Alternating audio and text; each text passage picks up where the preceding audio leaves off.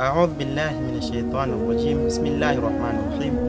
الحمد لله وبه نستعينه ولا حول ولا قوة إلا بالله العلي العظيم. أما بعد.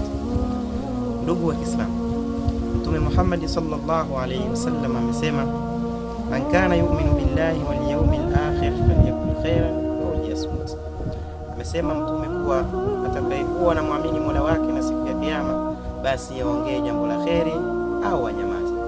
Ikiwa ana la kuongea basi anyamaze, asije kuwa anaongea ni fadhuli, maneno ambayo haifai ili kuwafurahisha watu wengine na aliyakuwa anawakera watu wengine, maana ni jambo ambalo kuwa halifai.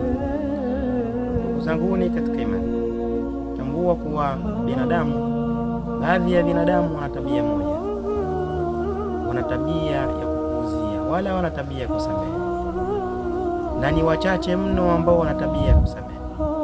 Utakapokuwa unamfanyia ndugu zako baya, tambua wale ndugu zako kulubi zao, nyoyo zao zimetofautiana.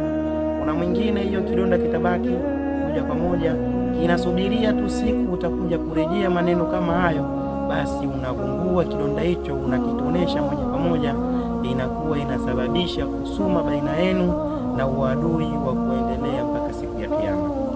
Ndugu zangu, katika jambo hili halifai katika dini ya Uislamu.